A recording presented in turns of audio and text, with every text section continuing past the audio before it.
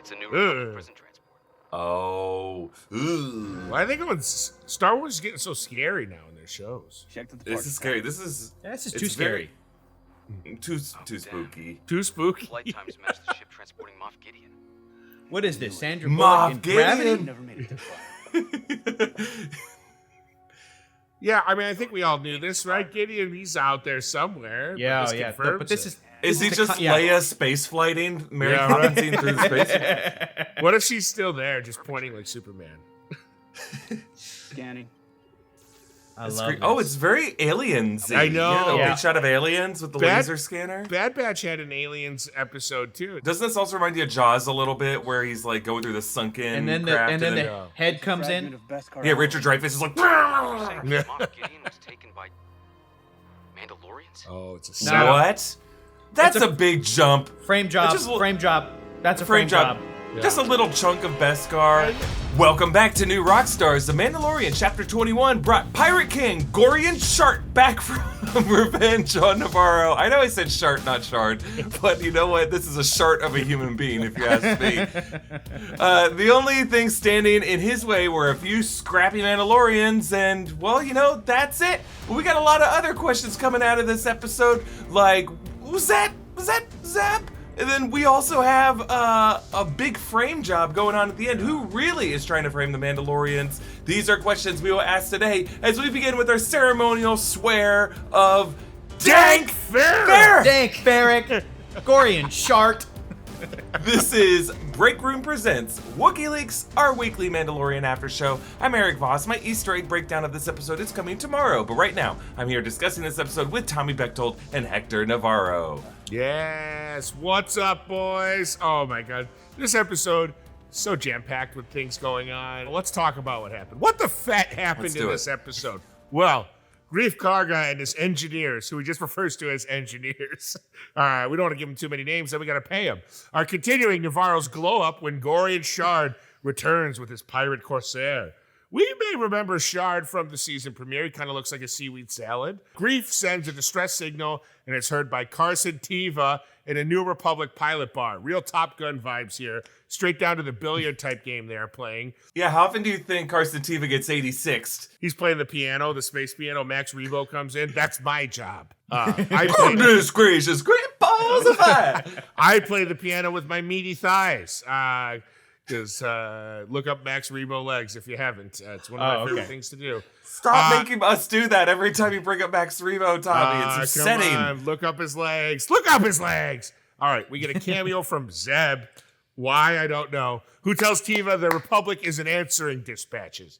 Teva decides he's going to handle business in person, which means he's headed to Coruscant, where he meets with Tim Meadows, playing Colonel Tuttle. We can't just make a phone call. He has to go in person. Or They're not just answering forward phone the calls. message. That's what All Zeb... right. By the way, I love that, like, they work so hard on the costuming of aliens and make them so practical looking on this show, and Zeb is just, like, drawn it. They're just like, he's completely computer animated. Oh, I thought Zeb looked pretty good, if you ask me. They got the same guy, Bloom, to come back to voice him. Very if we see Zeb, you know Harris and Dula can't be too far away, right? Yeah. This is exciting. Yeah, I mean, Tommy, you were like, why did we see Zeb? You know why we saw Zeb. They're setting up the Ahsoka show. Yes, I also thought he looked pretty sweet, but it's all Star Wars, dude. There's animated characters, there's puppetry. You got the CG looking very fluid Zeb, but then you also have the pirate puppet Gorian Shard, who's the whole time is just, my lips barely match, and it's the best. It's the best. Yeah, he didn't look as good as Cad Bane. Cad Bane, I think, was the gold standard of like adapting an animated character to practical live action. You may say computer animation and puppets, but it's still real to me, damn it. I guess, Hector, I think this goes back to the point I think you made last week, that in this vast galaxy of Star Wars, everything is very small. Because, of course, Teva runs into Zeb at the pilot bar. Anyway, back to Coruscant. Tuttle informs Teva that they're a little swamped right now with requests, and since Navarro didn't join the Federation, they can't prioritize its protection. Elia Kane is eavesdropping, and she says this might be a teachable moment. And Teva, he looks at her and goes, "That's a really imperial way of thinking." And she's like, "Don't worry." Yeah. Tuttle goes to defend her, and she's like, "Oh, people make fun of me all the time. winks at him, bats her eyes, and he's like, wow, this woman's really something special. Don't you think it's weird that like he would so rush to defend a former Nazi? Like the lengths they're going to protect these people and give them third chances, fourth chances, fifth chances. It's like, allow them to be bullied a little bit. I agree.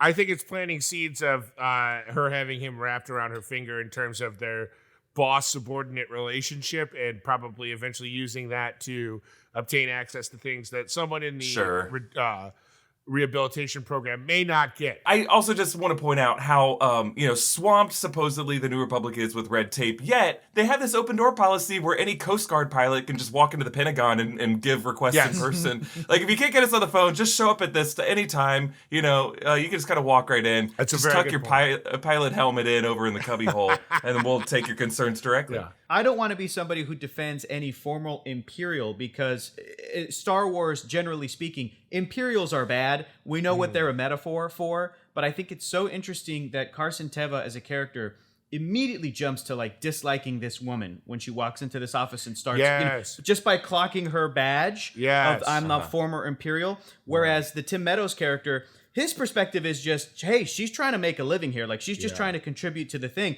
But if we didn't know that this woman was maybe not to be trusted, if we didn't see the things that Moff Gideon did, would we feel the same way about Carson Teva, like, jumping up her ass in that moment? We might also be like, whoa, Carson, like, you got to give a person a second chance here. But we just happen to know that, like, she's doing stuff, and this seems very, very suspicious. Even to the point where Tim Meadows, Colonel Tuttle even goes, well, you spent a little time in the Outer Rim, didn't you, to her? Like, it's like, yeah, working for a warlord. Like, yes, she spent some time in the Outer Rim.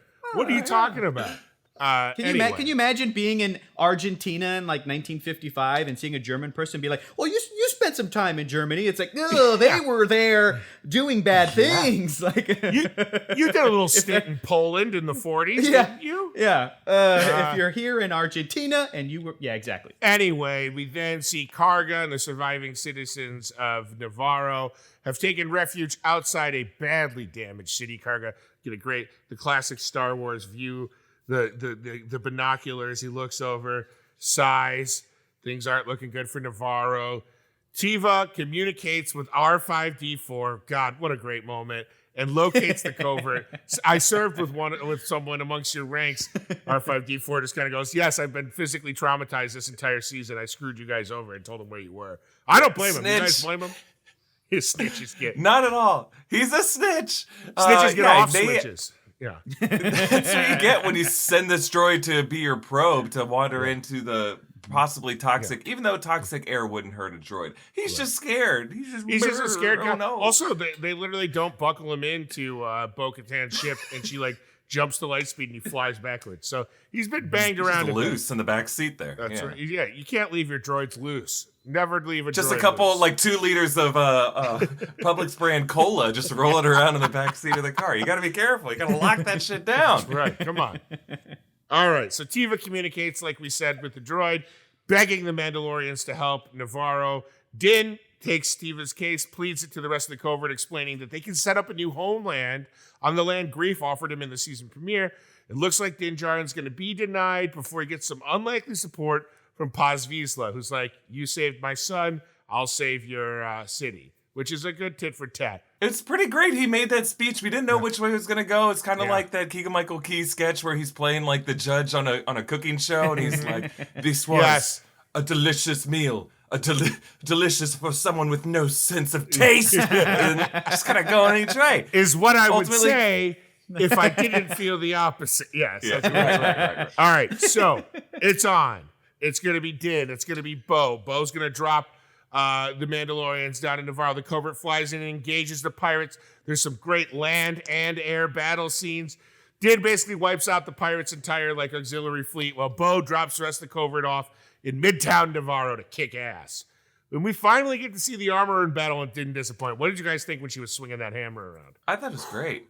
I like that the hammer went from like a conch shell speaking tool in the meeting to a straight up weapon of destruction. Yeah. And not only did she use the hammer, she got the tongs. Yeah, she stuck the tongs down there. That was impressive. Pulling the back of somebody's neck, like, oh, thank you, you got my pinched nerve. Ow, also that hurts a lot. No, that whole thing was so rad. And so exciting to see, that talking stick go from from like a camp item, like a campfire talking stick item, to that kind of a weapon. And I really love the armor. I want to talk about what happened at the end of this episode, but I'll save it until Tommy gets us there. But I enjoyed the action for this entire sequence so much. Just like cool action figure stuff. It was great. Also, what I think was correct me if I'm wrong, Eric, a modulated Wilhelm scream from the gunner as she threw him off the thing. It was like... That was definitely something. It sounded like that. I enjoyed it. Anyway, finally, Bo and Din take out all of Gorian Shard's engines, and he crashes in a blaze of glory, making some kelp chips. You know what I'm saying, dog? You put those in the oven at 450. They're delicious. A little sea salt on Gorian Shard. He's going to make a great meal. Did you guys think that when his ship crashed into the volcano, it was going to like rupture the volcano? Kind of like a Lord of the Rings of Power it kind of sort of thing? Like it's an active volcano. There's lava flows. Like, you do not crash that big of a ship into the side of a volcano. No. I thought it was going to just destroy the entire town with lava. That would have been ironic if they were like, we're saved, and now we're all burnt alive. Pompeii. Hey, listen, Navarro is not a city, it's a people. All right. If Thor Ragnarok taught us anything, it's that the people of Navarro, all 24 of them, could have easily relocated to somewhere else. They would have been fine. It's fine.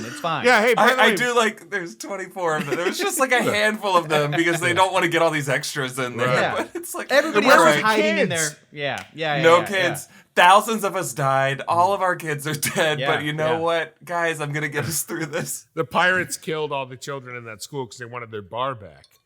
Which was the whole impetus for this. Yeah. Grief gives a motivational speech and says, all of the land from the western lava flats to Bullock Canyon will belong to the Mandalorians. It's got to be a reference to actor Jeremy Bullock, who was the physical actor that depicted Boba Fett. I thought that was a great sort of tribute to him and being a part of the Boba Fett / Mandalorian legacy and history of Star Wars. That was great. That was really cool. I love that. The armorer requests a one-on-one with Bo and tells her that since she saw the mythosaur, she is the one to unite all Mandalorians in a new age. They take a walk outside, and Bo removes her helmet under the armorer's orders, and the armorer pronounces her the one to lead a united Mandalorian front, while everyone else is like, why did she take her helmet off? I thought she just put it back on.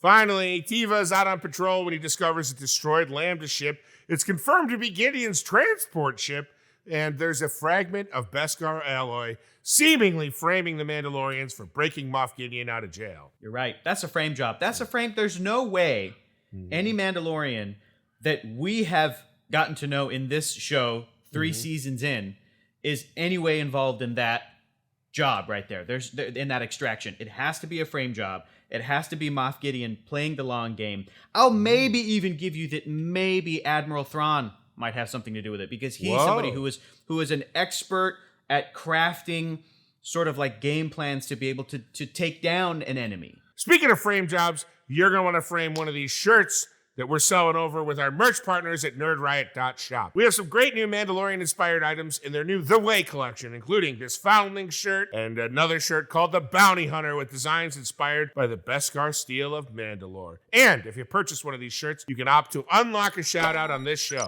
Like this one from Preety R. Thank you for the breakdowns, Eric. Thank you, Tommy, for always making us laugh. New Rockstars is awesome. Screw you, Hector. Just kidding. I'm sure she just didn't know you were going to be on this week, or she would have shouted you out too. So, visit nerdriot.shop now to grab one of these great designs, and don't take it off until the finale next month. It's okay, Tommy. I'm used to that on the internet. that also could have been Me too. Somebody who does know that I was on the episode. Guys, I want to get to the questions now to discuss. This episode certainly raised several questions, but there are a few that I think rose to the top of this for me. First of all, are the Mandalorians being set up, and who the fet took Moff Gideon? Yeah, I think Hector brought up some really good points with this possibility that it is Thrawn. Just because if you step back and look at the big picture, we know that Thrawn is a villain that they want to set up on this show. And if, they are saying next episode, Bryce Dallas Howard directed it. It's like 44 minutes long. A lot of people are saying that this is going to be a huge, huge episode. And I think, bringing in Ahsoka's hunt for Thrawn here, setting up the Ahsoka show later this year, hopefully later this year, I think is the overall game plan right now. I do have some questions about logically why he set it up this way in particular and what his issue is with the Mandalorians. I mean, if it was a setup, Like, Carson Teva bought that hook, line, and sinker. Oh, there's a chunk of Beskar. Well, it must mean it's a Mandalorian job. Don't you think the Mandalorians wouldn't leave any scrap of Beskar behind? Like, their whole thing is reclaiming every bit of Beskar. They would not leave a chunk of Beskar in a crime scene. They're pretty clean in their jobs. Also, if it was Moff Gideon, why would they extract him? Don't you think they would just blow up the entire ship, or they'd take him and they'd leave his body there? They wouldn't kill some New Republic officers too. Like, they aren't like starting fights that way. They're kind of hanging out in the shadows, unless there's another branch of Mandalorians. There's some people at Conquer Dawn or something like that. There's some cousins of Mr. Fett who are still hanging out. But I just think that this is someone who has an axe to grind. It is whoever attacked Bo-Katan's compound, I think, on Kalevala. And I speculated before that was Thrawn. It's the fact, like, we still have a lot of questions about why Thrawn would be, so pissed off at the Mandalorians. I think he views the Mandalorians as a threat to whatever he's trying to accomplish, and he's trying to create a wedge. And he looks at, like, well, what's the most powerful cult out there right now who can help chip away at the New Republic? The Mandalorians. And maybe... And that could just be, like, the case. I think it could also be, Eric, again, such excellent points. But I think it could also be something where Thrawn working with Moff Gideon, maybe he's been working with Gideon this entire time, also is just gunning for this Baby Yoda. This Grogu is so significantly important to them for their Palpatine First Order, Final Order clone plans that it's just about Thrawn and Gideon manipulating whatever they can manipulate to get back to Din Djarin, to get back to that Baby Grogu. And I love what you said where Thrawn just sees the Mandalorians as a threat. Certainly with this show, and especially with this episode, with the tease of the Armorer going, you must unite the clans of Mandalore and we must retake Mandalore. It feels like this TV era of Star Wars is building up towards a big Mandalorian-centric storyline, a rise to power, a rise back to their glory. But you have to wonder about, well, what the heck happened to them before The Force Awakens? And I know that The Force Awakens was made 10 years ago and they didn't know that they were going to make a TV show called The Mandalorian. But you know what I mean? That thing of, like, can you look at their absence from the sequel trilogy as an indication of where their story might end up? Can we look at that and go, does Thrawn and Gideon, do they ultimately succeed in trying to squash down whatever's happening on Mandalore and keeping them separate and keeping them disparate? That may be the thing. Or Filoni and company might do what they did with the Clone Wars, where they're eventually leading up to that movie era of films and then just slowly and sneakily inserting scenes behind the scenes, inserting things in between the scenes of the sequel trilogy that we've already seen. You know what I mean? I could very easily see a TV show that flashes forward, or a TV show set during The Force Awakens, The Last Jedi, and then The Rise of Skywalker that continues to follow Din Djarin as he gets older. Baby Grogu, as probably he stays around the same age, because if he looked like that during Order 66, he's going to look like that during Force Awakens. But just like telling us, oh, this is where these characters are during that, events of the galaxy. So there's a lot that this could all lead to, but I don't think that it's out of order to think that Thrawn would have some kind of a hand in it, because just from now until Force Awakens, in the same way that the original Thrawn appeared in that novel, Heir to the Empire, that took place after Return of the Jedi and really won fans of the Star Wars expanded universe canon over, I feel like this is Thrawn's time. Like, they're gonna focus on him, and I don't think that they're gonna want to keep the character around necessarily by the time the First Order and the Force Awakens happens, because by then it's Kylo Ren's time. It's the Return of Palpatine's time. But in terms of, like, who the villainous threat is, that's what this TV era is going to focus on. But what it could mean for the Mandalorians, I don't know. Maybe they're not successful. I don't know, but I'm rooting for them. And the other thing I want to say too, folks, and gentlemen, I want to get your take on this too. Me growing up, being a fan of Star Wars, but always feeling like I was a bit of an outsider. I wasn't as well versed in the canon as someone like Tommy was. I always felt like the three major factions of this world were the Empire, bad guys, the Jedi, good guys, and the bounty hunter / Mandalorians kind of in the middle, this gray area. This TV show feels like it's moving that more and more towards the side of good. The Mandalorians have a code. Now, Eric, you brought up, why would the New Republic believe that a Mandalorian would leave a piece of Beskar, have anything to do with this Moff Gideon? Why wouldn't they just kill Moff Gideon? Why would they take him, hostage or whatever?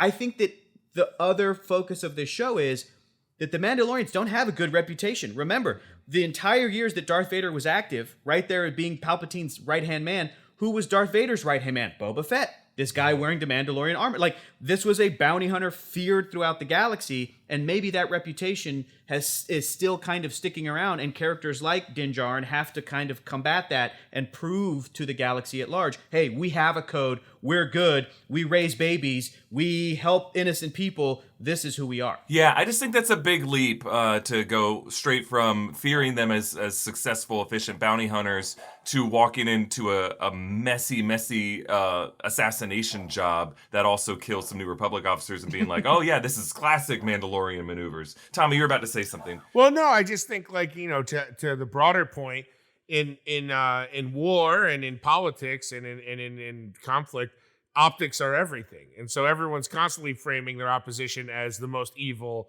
bad thing in the world. And I'm not saying the Empire was certainly evil in Star Wars, but I think with Mandalorians, there's so much unknown about them. In the same way that there are religions and countries and nations that are very private in our world, and we don't know a lot about them. So it's so easy for people to manipulate and create stories about them to make us fear things, to make people fear things.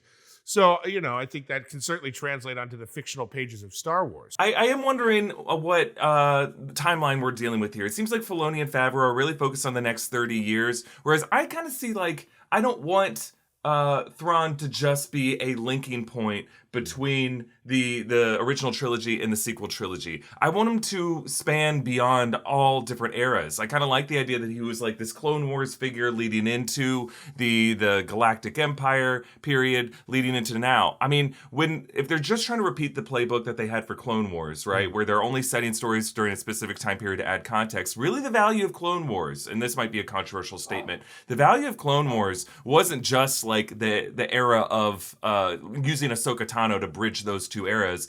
It was the fact that we introduced these characters, these themes, these ideas, the clone troopers that could also show up in later eras. And Ahsoka Tano has shown up after Return of the Jedi. The fact that we've had Cad Bane show up during this area. Like, I think that is like what's really exciting. So I don't want Thrawn to I want Thrawn to like survive after the events of Episode 9, Rise of Skywalker. I want Grogu to come back during that era too. Yeah. So I know Ahsoka, eventually everyone's just going to get too old. That's true, Eric. Everyone does eventually die. That is a fact of this world and the Star Wars galaxy, as far as I know. Actually, Luke tells us no one ever really dies. Oh, good point. I didn't know him actually to you, Hector. Actually, he says no one's ever really gone, Tommy. You're right. All right. Speaking of nerds, we'll talk about those nerds over at Mint Mobile who are just changing the wireless game. If saving more and spending less is one of your top goals in 2023, why are you still paying insane amounts of money every month for your phone bill? You simp? Switching to Mint Mobile is the easiest way to save this year. As the first company to sell premium wireless service online only, Mint Mobile lets you order from home and save a ton with phone plans starting at just $15 a month. We have many, many, many people on the new Rockstars team who have made the switch to Mint Mobile. And it's an easy switch. They have the eSIM technology. They take the card out, they pop it into your existing phone, not new phone, unless you want a new phone. Maybe it's time to upgrade. Maybe people are making fun of you. You're flipping your phone open. Get a new phone then. But if you like your old phone, you keep it. Mint Mobile lets you keep it, folks. For people looking for extra savings this year, Mint Mobile offers premium wireless for just $15 a month. By going online only and eliminating the traditional costs of retail, Mint Mobile passes significant savings on to you, and that's a pass I'll always catch. Old soft hands Bechtold, lining up at tight end, running down the field, grabbing those savings from Mint Mobile. All plans come with unlimited talk and text plus high-speed data delivered on the nation's largest 5G network. Use your own phone with any Mint Mobile plan and switch easily in minutes with eSIM, as I said before. Switch to Mint Mobile and get premium wireless service starting at just $15 a month. To get your wireless plan for just 15 bills a month, $15, 15 shells, 15 clams, $15. Get the plan shipped to your door for free. Go to mintmobile.com/breakroom. That's mintmobile.com/breakroom and cut your wireless bill to $15 a month at mintmobile.com/breakroom. Okay, I've got another question for you boys. My Star Wars boys, my Star boys. Why did the armorer make Bo take the helmet off? And do we think this is going to be the end of Bo in the series or on the season? She going to go away? Is she going to go get her friends back? I hope not. I mean, I thought the obvious answer was you don't keep a face as lovely as Katie Sackhoff's under that helmet. That's what I thought it was. I thought the armor was real smart. And I would love to see the rest of those lovely actors. They're good-looking people. Emily Swallow, Tate Fletcher. Take those helmets off. Do you think all of them? I really thought we were going to see Emily Swallow in this movie. I did too. Very excited. I did too. I know. I was like, oh, I wonder what the armorer's hair looks like. I was so excited. Gentlemen, I have to believe that we're going to see Bo-Katan again this season and moving forward. Erik, you really got me on this kick of like, what are we going to see in the Star Wars galaxy post the rise of Skywalker? And I've been hearing chatter online that Star Wars is going to shift and focus on Mandalorians, that they are going to play a much bigger role, that Grogu himself is going to become like the protagonist of Star Wars moving forward after Luke Skywalker, after Rey, that it's going to be something like Grogu. I would love to see Bo-Katan continue to age into some lovely years. But I hope that she's still in the show, and I think that we're going to see her bring back other Mandalorian clans. And I've been saying since the beginning of the season that Bo-Katan is going to be that link and is going to be the beginning of changing this specific Children of the Watch covert into doing away with some of their real strict regulations about having to live life with a helmet on. They're not the Jedi. And I feel like Star Wars, since the original movies up to now, has kind of learned the lesson of we're not going to depict the Jedi as perfect. They're obviously flawed. They're heroic individuals, but that kind of entire organization is part of the reason why things went bad during the early years of the Republic. Tommy, what do you think, my man? I'm with you. I think Bo-Katan is the key to all of this. To paraphrase a famous George Lucas quote about Jar Jar Binks, I think Bo-Katan is what's going to be the connective tissue between these series, and I think they have a great actress. So yeah, lots more Bo. I don't think this is the end of Bo-Katan at all. I asked the question; it was a trap. You didn't fall for it, and I applaud you.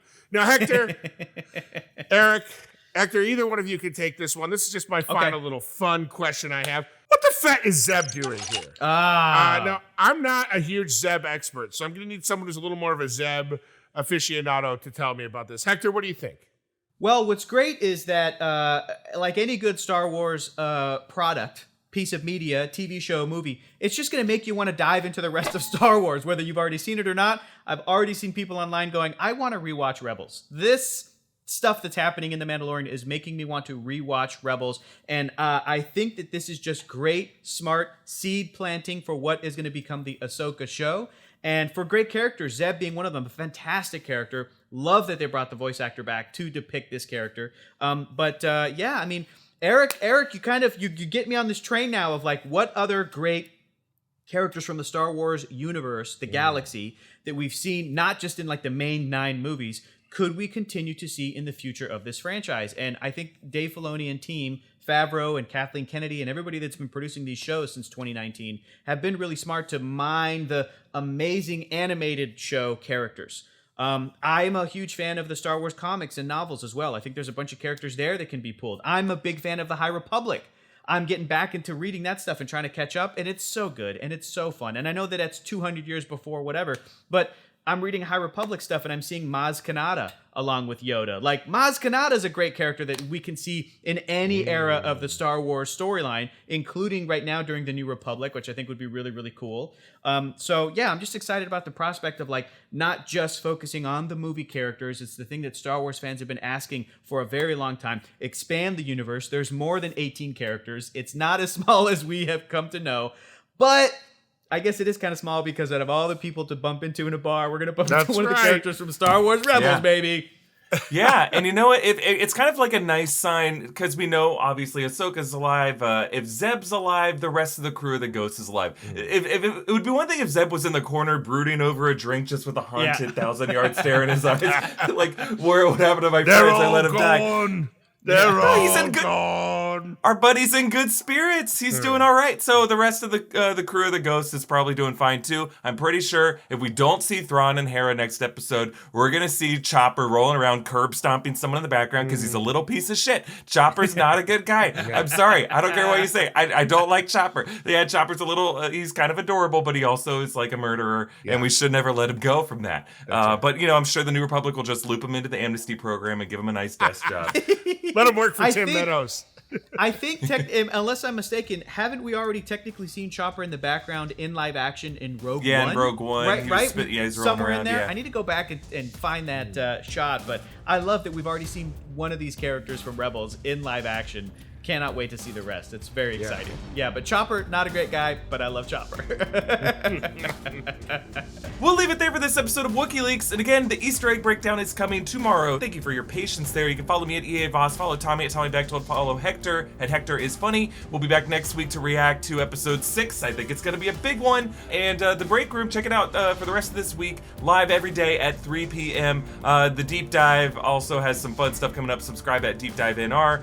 We just recently did our Batman one. Our Interstellar deep dive is coming out on April 7th, and I got something special planned for this Friday that you're gonna love. Follow New Rockstars on all social media. Subscribe to Wookieeleaks wherever you get your podcasts. Thank you for watching, and this is the way. The way.